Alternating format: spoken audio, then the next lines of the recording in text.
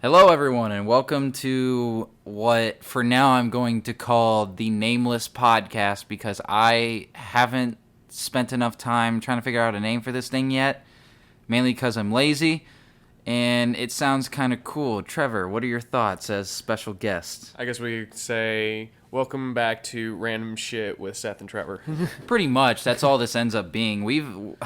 Trevor helped me with a podcast before for a school project, and we had a lot of fun with that, and then we literally make one right after it that we were like, yeah, we're gonna just make a podcast. We'll make this a thing, and then we never did it.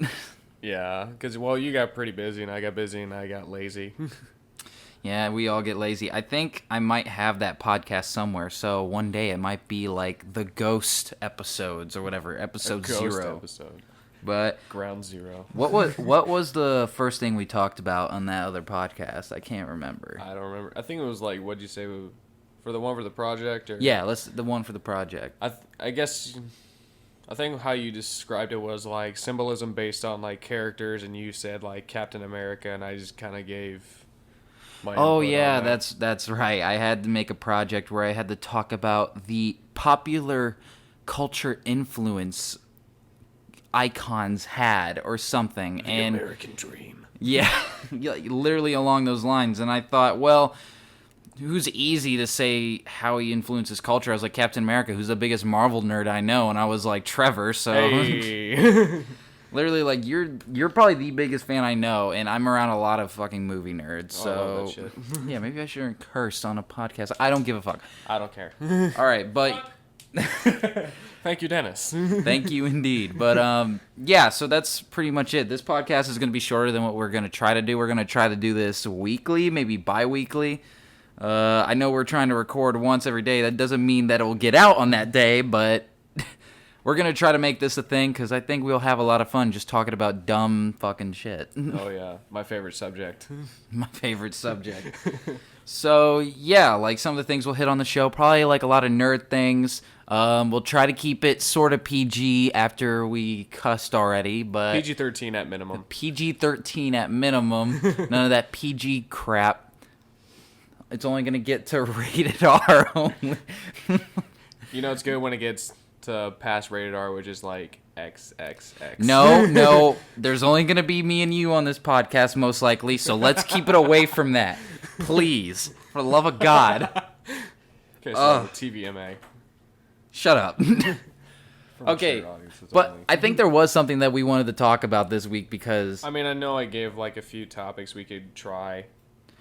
What was it? Was it Spider-Man? It was like Spider-Man as an actor throughout the years, the whole Disney versus Sony war thing going on. I think let's talk about that because I mean that's thing that's stored in the news. It's been kind of a week now, but I'm still kind of pissed It went about freaking it. viral, man. It was Yeah. ridiculous. And there's a million memes about it. Like Already, yeah. Well, that's just the internet for you.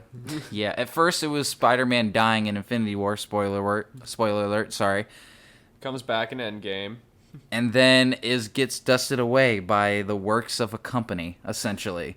So he dies twice. He dies twice. In fact, he's died about 4 times at this point, technically. Have you ever seen the new one, Far From Home? Yeah, no, I haven't seen that one. I don't know why I was thinking of Spider-Verse for some reason. Okay, I'm not gonna spoil anything. I know what happens, but I mean, for those who didn't watch it, they literally left him on one of the biggest just cliffhangers I've ever seen in cinematic history. and now they can't do it. And that pisses me off.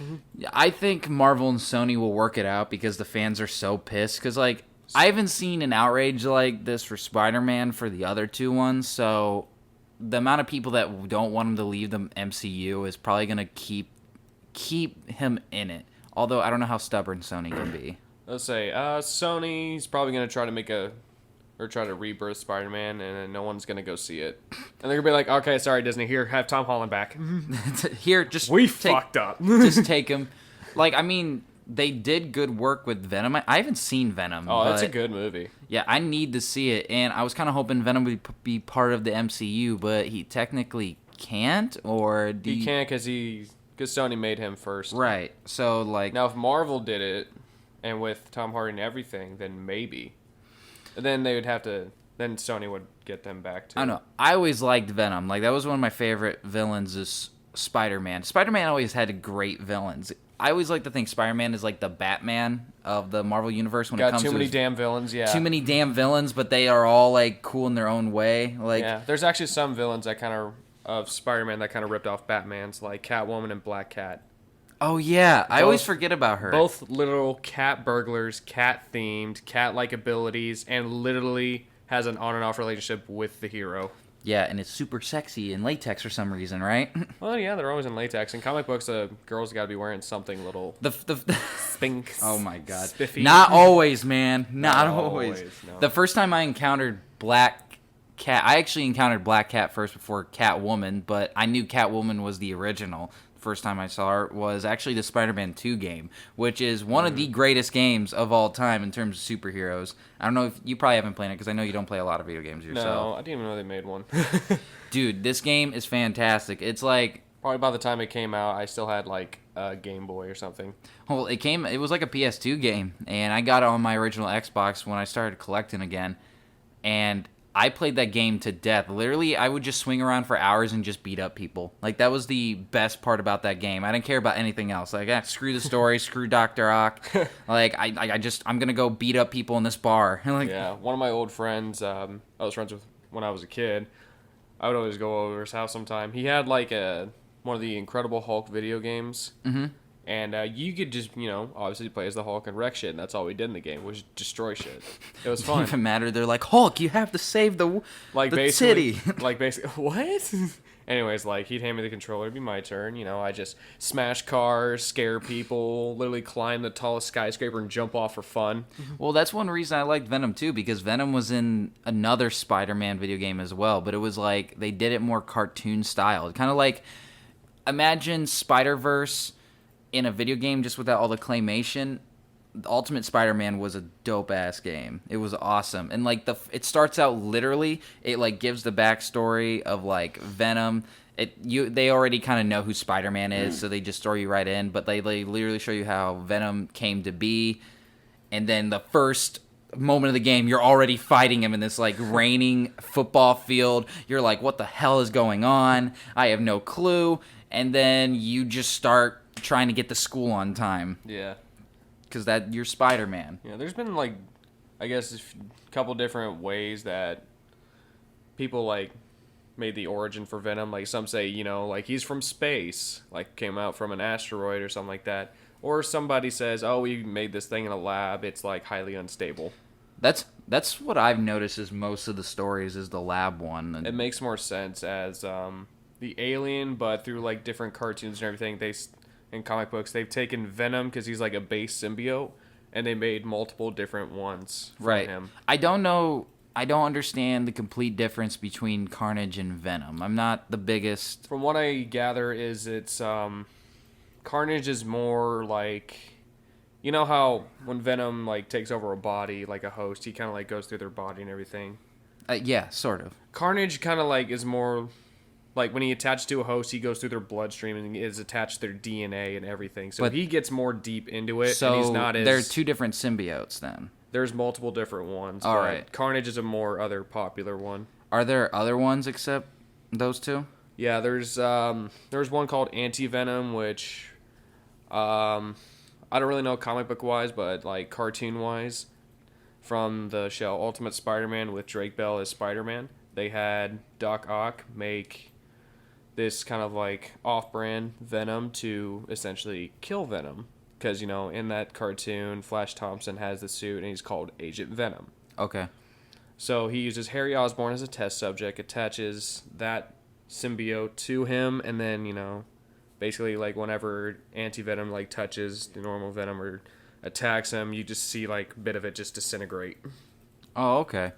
And there's like a bunch of other ones I can't really think of right now. Which one is your favorite Venom that they've done movie-wise? Did you like Tobey Maguire Venom, or do you like... I mean, that's the one I grew up with, but now that I saw the new one, I love that one. That one looks a lot more like Venom, because you see him in cartoons and comic books. This jacked. dude, yeah, you take, like, you have the normal-sized man, then you have, like, this 7-foot-tall, huge, monster-looking thing. I have a parasite.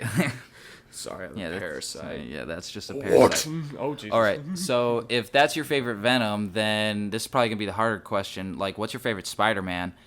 Mine, I think, is gonna be Tom Holland, just because the MCU overall. I just like the MCU and the entire world, so I usually go with him.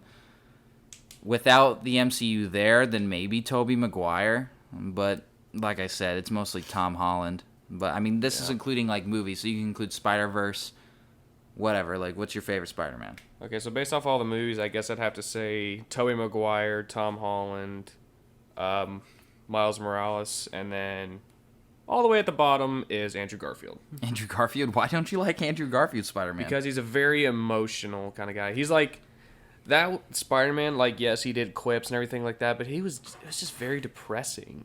I didn't watch the Amazing Like, Spider-Man you as see much. like Aunt May. She's even though she's going through still grieving of Uncle Ben, you see her in the Amazing Spider-Man with Andrew Garfield. She just looks like she just works nonstop. Looks like she's already about to croak.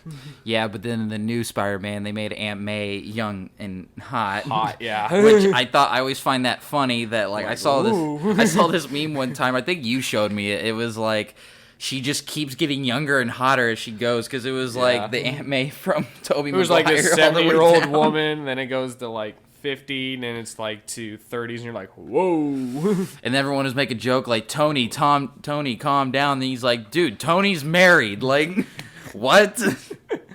He's married to somebody. Are you implying? Although he is a father figure. Yeah. Yeah, I if there's any Spider-Man I miss, it's definitely Tobey Maguire's. Yeah. 3 is weird, but like I liked half of it. Yeah, which, it was a pretty good one. The reason I picked Tobey Maguire as my first is because, well, I grew up with him. I saw him more. His costume is more comically accurate. Plus, this is like a little hard thing to notice. His webs are actually organic. Yeah, He doesn't need web fluid or web shooters like everybody else. See, I thought that was the rule for Spider-Man because I grew up on it too. That's why it's kind of hard for me to choose Tom Holland over Tobey, because I grew up with that Spider-Man. Yeah. That video game I played is based off that Spider-Man. Yeah, plus he stopped a literal train going top speed by himself. Tom just like picked up a bus or like stopped the bus. Sure, he just picked up a bus. You say it as if like he's just like, yeah, I could do that on a Sunday. I was gonna say, you do the calculations and the math and everything, the force it takes to stop a full speeding train versus just, moving a bus or picking up all that rubble on your back. Yeah, I guess. I don't know, man. Yeah, that's another thing. Spider-Man's supposed to be depicted as super strong. Andrew Garfield's didn't really seem that strong. Well, what would you prefer? Do you prefer the organic webs or the actual shooters? Oh, definitely organic, because if you see some of the cartoons, when he runs out of web fluid, he's like, ah, shit, now I'm fucked. Yeah, because that was always so strange to me when I saw the next Spider-Man, and then even in the cartoonized video game I played, he had web shooters, but that never was a problem because it's a video game. Yeah. So they never really had that come across, and that idea was just weird to me.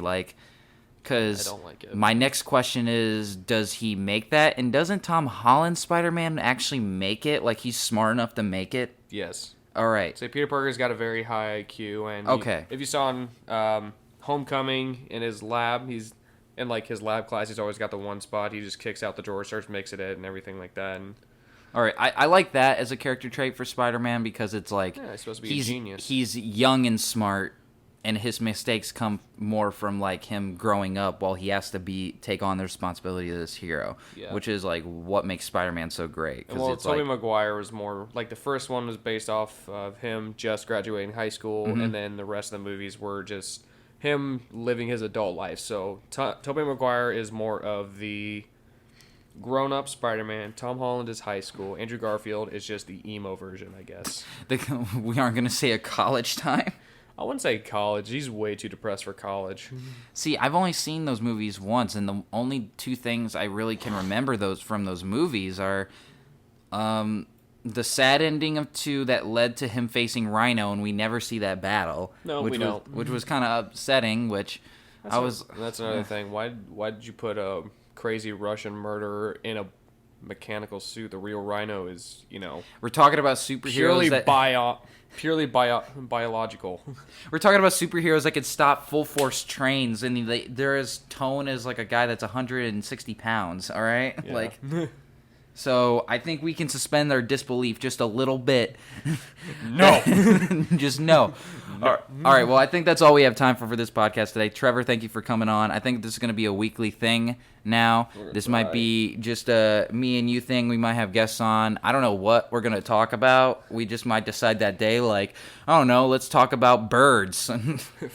The birds work for the bourgeoisie. The bird is the word, am I right? Okay, we're ending. All right, thank you everyone for listening, and be sure to subscribe, like this video, because that's what this podcast is going to be on for now until I figure out what to do, and come back in the future. Bye.